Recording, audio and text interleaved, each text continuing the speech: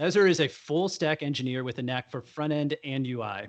And he used to be in a rock band, but he's now trying to transfer those skills into playing the ukulele, which I personally find to be a delightful instrument. Please welcome Lazar to the stage.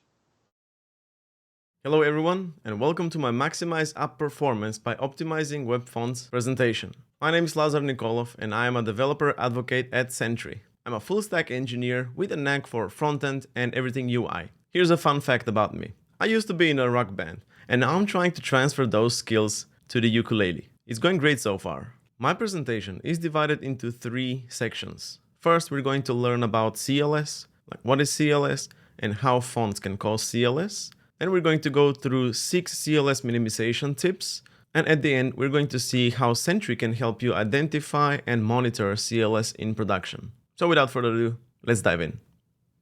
CLS and how fonts cause it. CLS stands for Cumulative Layout Shifts, which is the impact the layout shifts have on your website. I bet everyone has been in a similar situation like the GIF on the screen. As you're about to click on the No Go Back button, an ad or image or a different element loads above the form and pushes down on it, which makes the Yes, Place My Order button below your cursor. So instead of clicking the No Go Back button, you end up clicking on the Yes, Place My Order. A layout shift caused you to order 56 things you didn't want to order in the first place. So yeah, layout shifts are bad.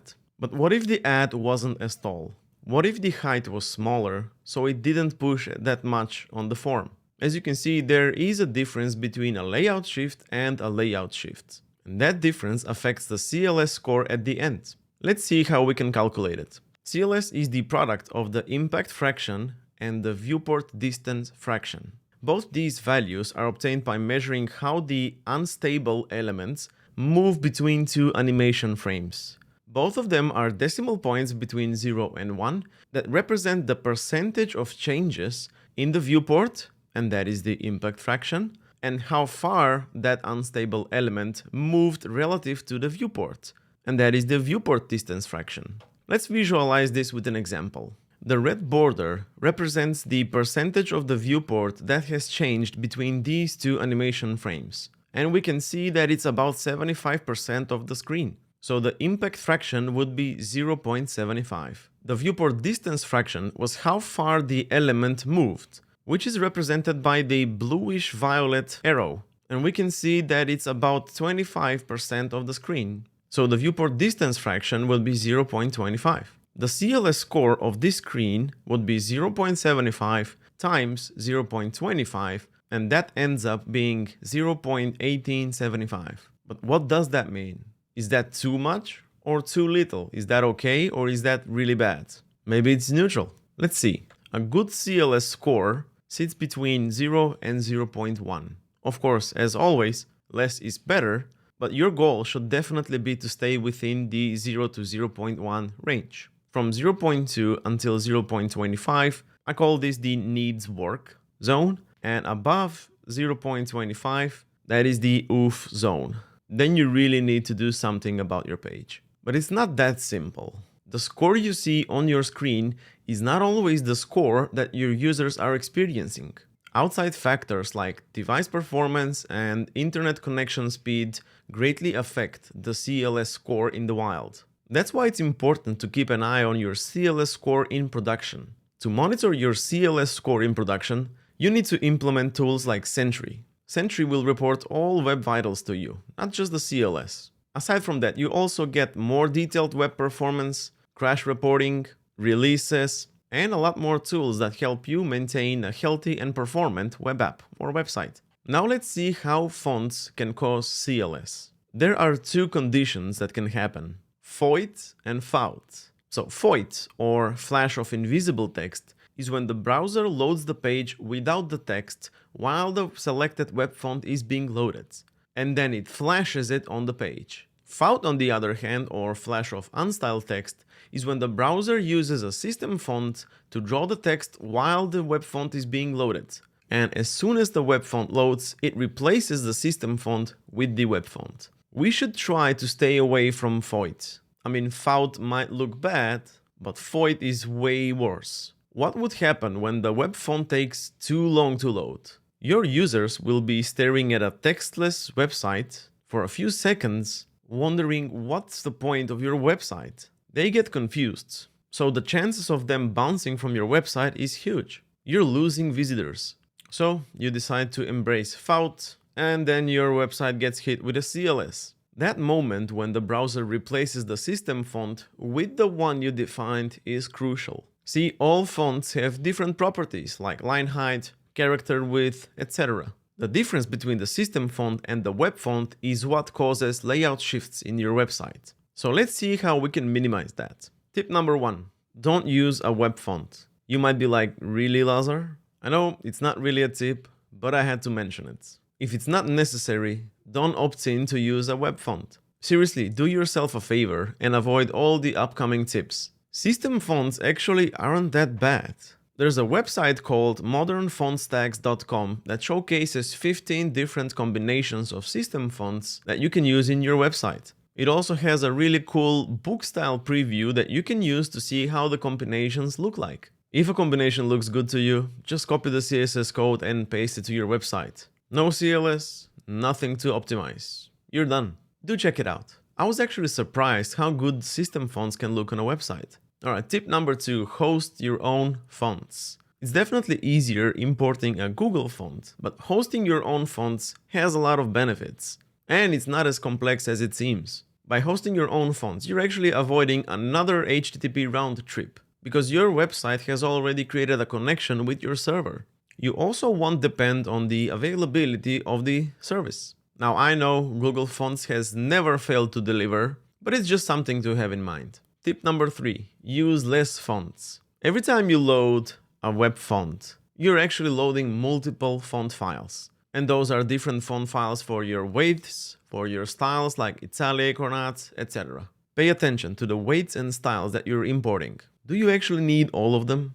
Be mindful of the usage of the weights. Don't import all of the available ones just in case you need them. If you didn't know, the browser is also capable of mimicking the weight and the style of the font you're using. So make sure to check if the faux bold or faux italic look good enough before you import them. Tip number 4. Use the WAV2 format. It's a modern format for modern browsers. It supports subsetting, which is removing special characters and glyphs from the font file if you know that you're not going to be using them. That reduces file size. It also uses Brotli compression, which produces the smallest file size. Tip number 5. Use the font display property. The font display property tells the browser how and when to load the font. It is the property that defines whether your text fouts or foits. By default, it's auto, which leaves it to the browser to define how it should load the font. The other values change the block time and the swap time.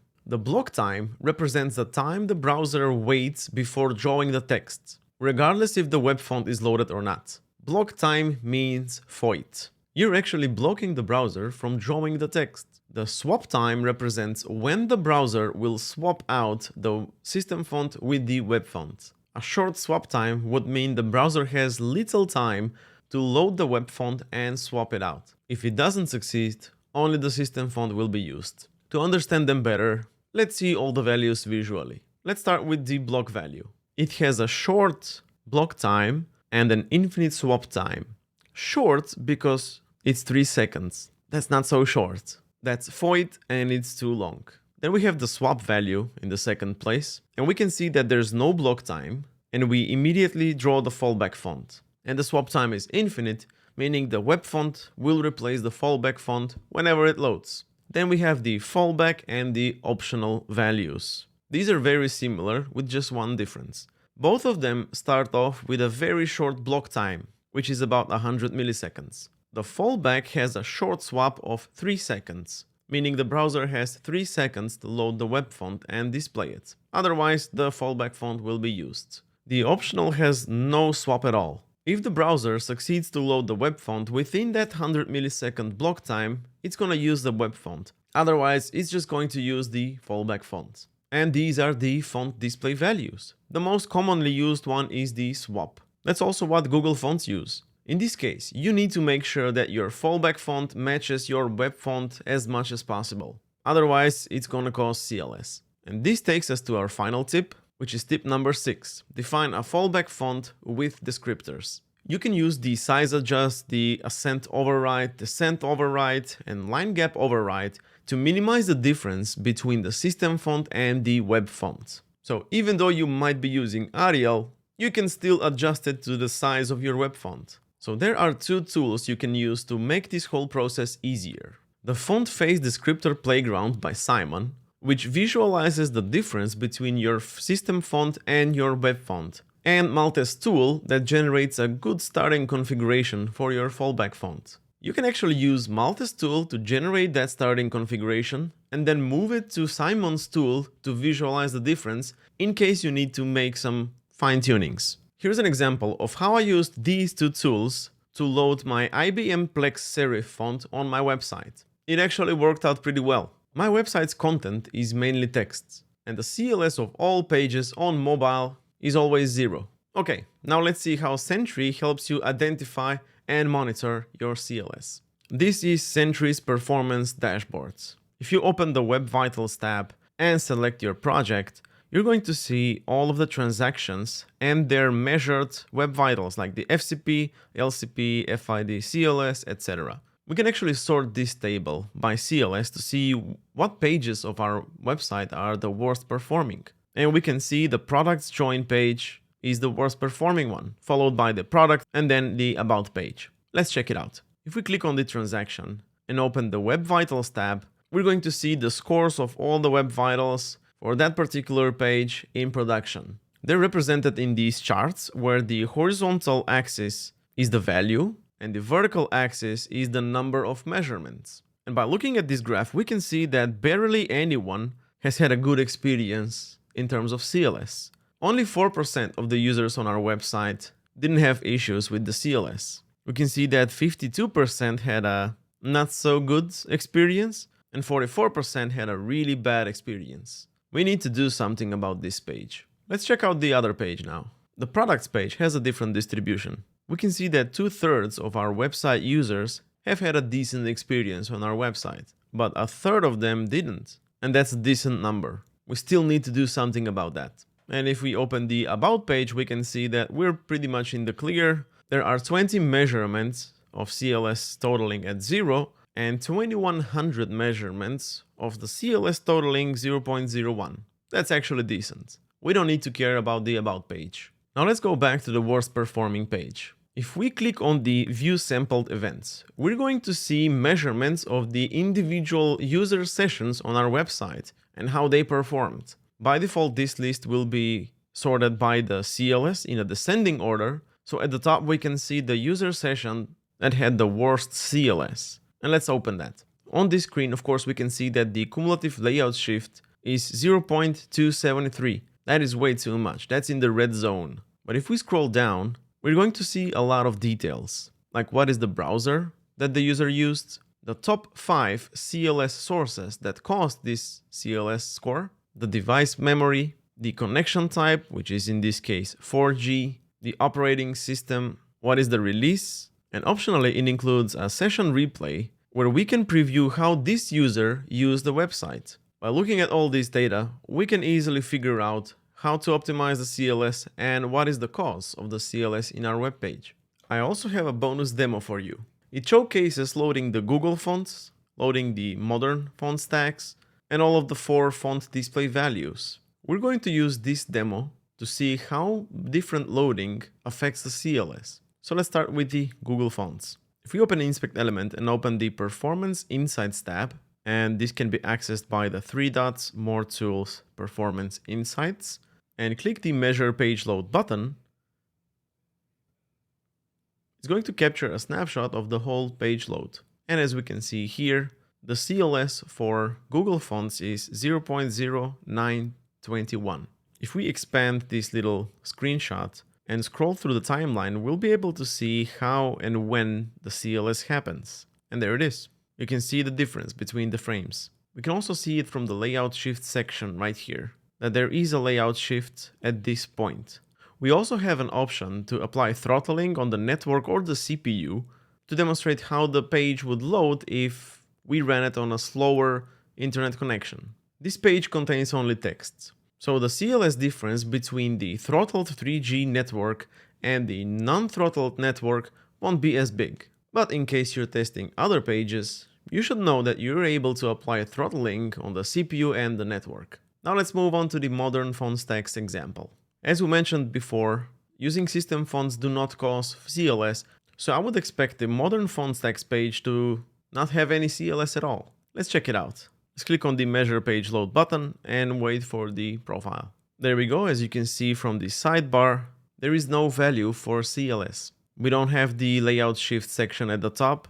And if we expand on the screenshot and scroll through the timeline, we are not going to see any changes. And that's the system font in use. No CLS, nothing to optimize.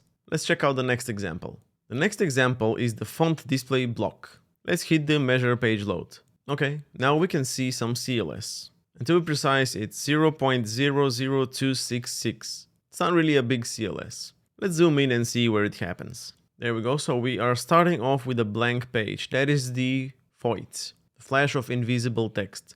So we're starting off with a blank page, and then at this line, we can see some text showing up.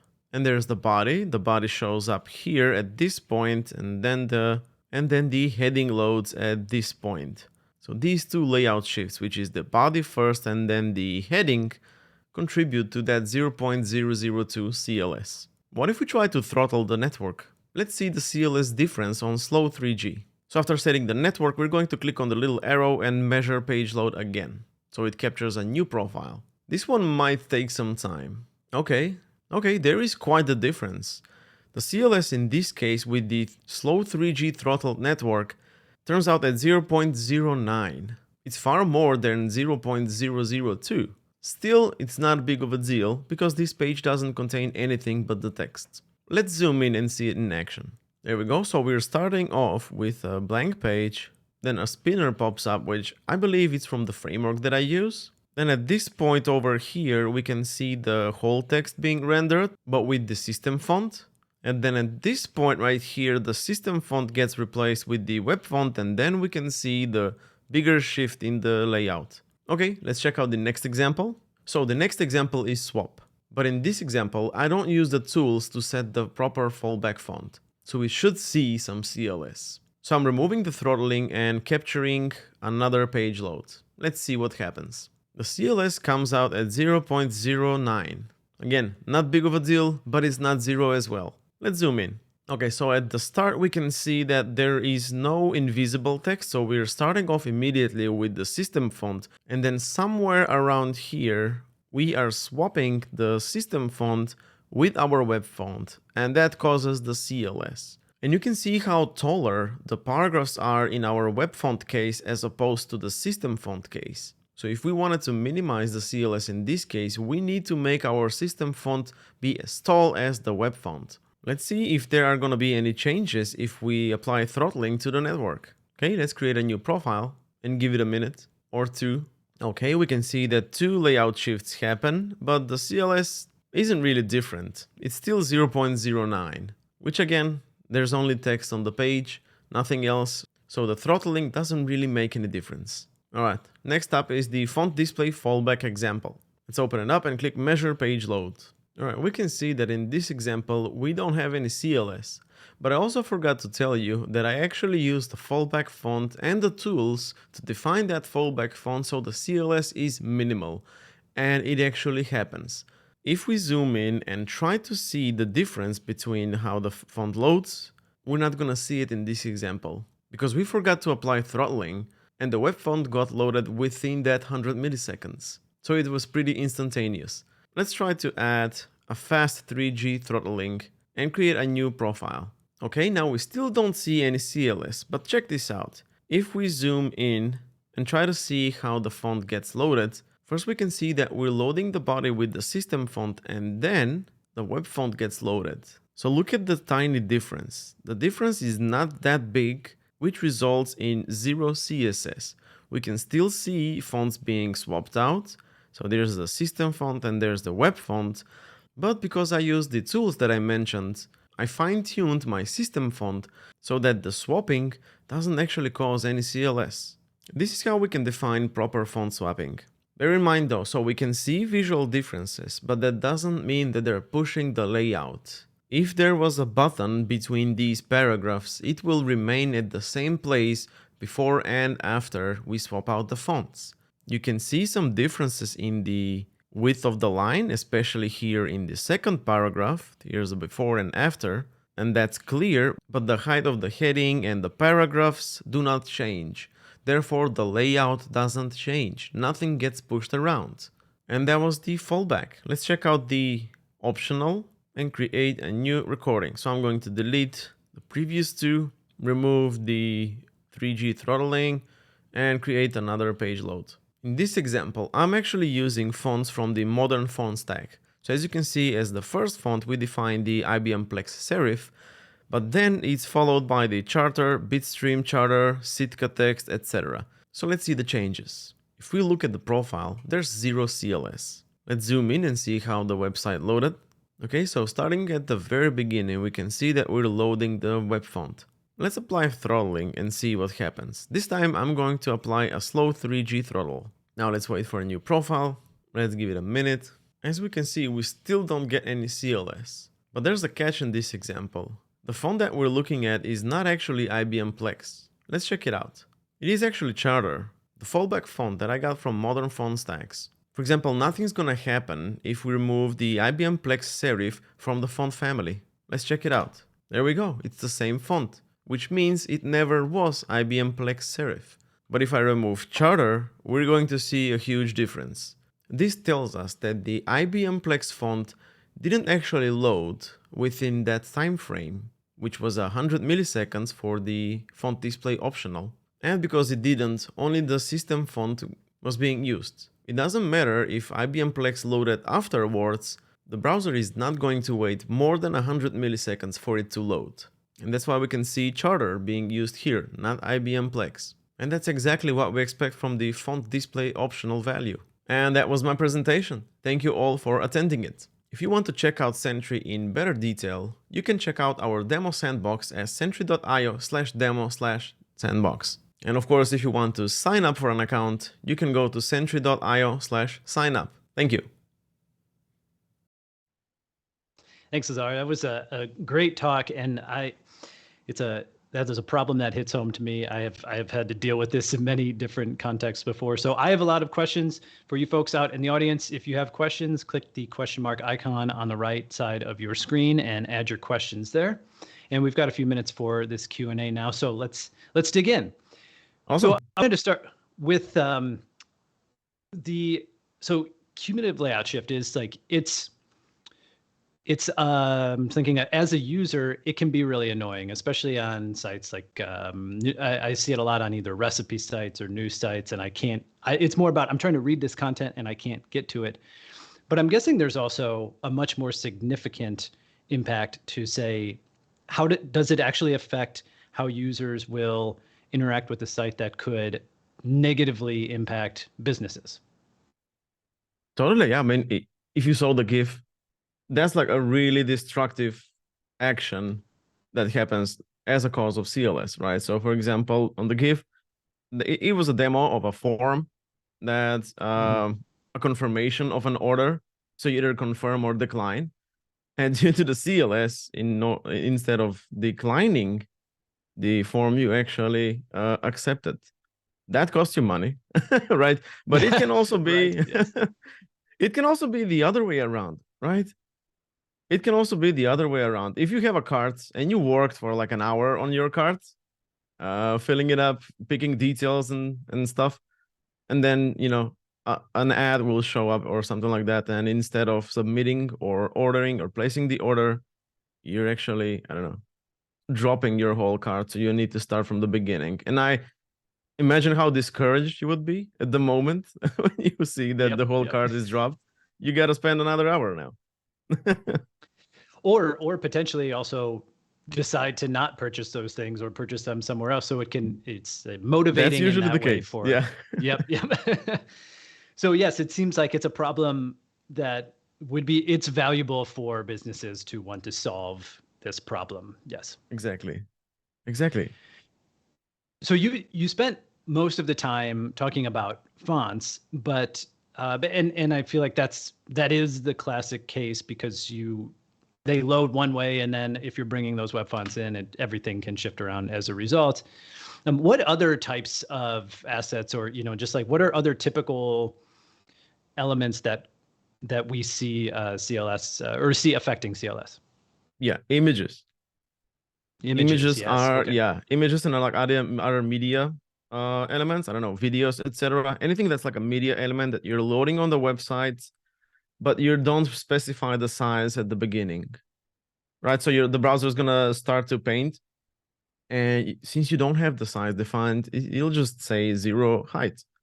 But when it starts to load afterwards, then it figures out, okay, this image actually needs, I don't know, 512 pixels of height. So let me push this a little bit like below so I can make room for the image, and there's your layout shift. So yeah, lazy loading images that I don't know, that are above the fold and you don't specify the height, that can be also like a disaster recipe for a huge layout shift. So should we only really be concerned with the images that fall above the fold, or how do we want to treat the ones that are farther down the page? Yeah, depending on how you load them, right? It's always a good idea to lazy load the images below the fold. The user doesn't see them anyways. But if you were to load them all at once, and I've seen a lot of sites just loading straight away all the images on the site, even if you start scrolling down, you shouldn't have any layout shifts, right? Because the whole page has been basically loaded. But yeah, you can also look into that case where you're lazy loading images or other media elements like above below the fold, and you're not specifying the size. So lazy loading should be, so assuming you've accomplished you've eliminated your CLS above the fold, your lazy loading is loading those images in the background. So theoretically, by the time you're scrolling down the page, they're in place, nothing's shifting around, correct?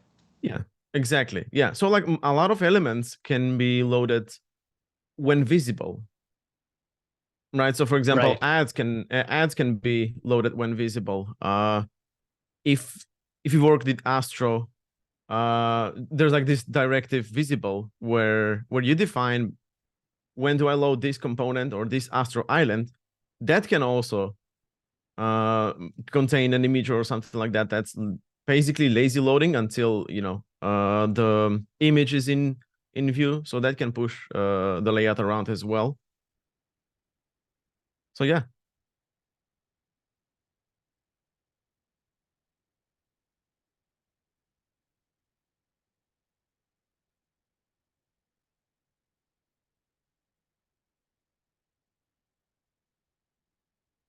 Okay.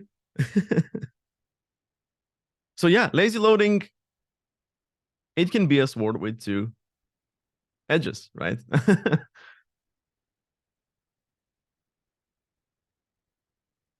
Okay. There we go. Am I back? I'm back. Apologies for that. Yes, technical difficulties over here. Kind of a cumulative layout shift with all of my video applications. Yes. Okay. So, yeah, sorry about that. Let's see. So we were talking about the images and moving and lazy loading them. One thing I was wondering with CLS was if I feel like this is a problem that we have been talking about for several years, and it's still we have more tools, it seems like, to measure them and to help overcome some of those challenges. I'm wondering if you see a future where is this always going to be a problem? Do you feel like the browsers are going to start to do more? Are there going to be other um, other where there's a future we don't have to worry about cumulative layout shift? I would love to see that. And I think the browsers might be in the best position to help us around with that, right? Since everything happens there. And yeah, or maybe even like frameworks, they can also have they can also lend a hand in that if the framework is aware, and it is aware, right? of how the page looks Hmm. like and etc. Maybe it can also help us or like assist us into loading or applying the best practices based on how we define our layouts and our pages. I But think yeah, I would that would be definitely, amazing. yeah. So you earlier on in the presentation, you mentioned subsetting fonts, and that caught my attention because that was something I looked into that a couple years ago with a site where I was really trying to optimize the page speed performance of that site. And what I was doing was basically reading all the content at build time and then generating some subset of that font based on the content that we expected to see, which is it felt problematic to me because one, it was really slow. It really slowed down the build time. And two, if there are any dynamic elements on the page, it's hard to account for those. So I'm just curious, because you had mentioned it earlier on, if you have any strategies for applying subsetting, or is it worth it, and what's the best approach there? Yeah, well, it all depends on what font you're using. For example, some font can come with support for different languages like Cyrillic or Chinese characters, and other languages, and that is also like that's a good approach if you have time to spend for in building the app, and that's going to Hmm. ensure that there's not even a single byte more than the font it should be. And but as you mentioned, like user provided content could be problematic because I don't know, Hmm. I can type in something in Cyrillic and cause a problem on the whole website. I would just say, I don't know, if you anticipate that only English characters are going to be used, it's okay if you add all of them.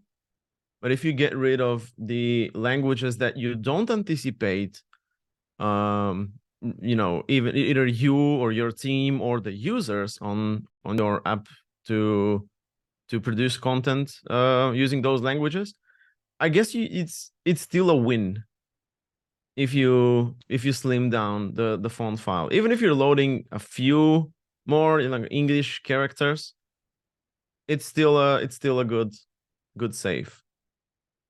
That makes sense. Yeah. So just having the most amount of confidence you can within a reasonable Yeah. threshold there. Yes.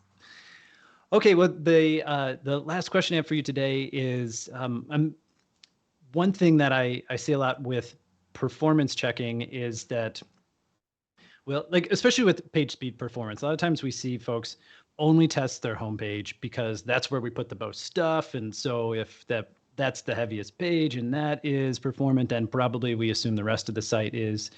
When it comes to cumulative layout shift, I'm wondering, if do you take a similar approach, or that tool that you are working with, does that help you pinpoint which pages you should work on? Like, where do you usually start and focus?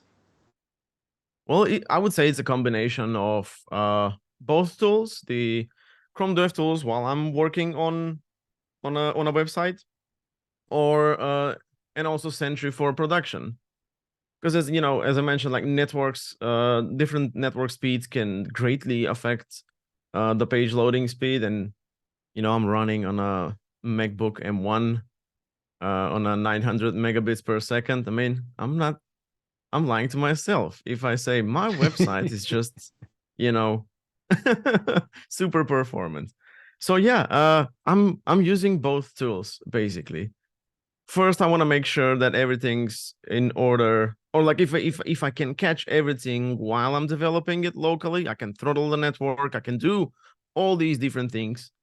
But there's always at least one thing that can escape my checks and just slide itself into production, and then people are gonna start complaining about.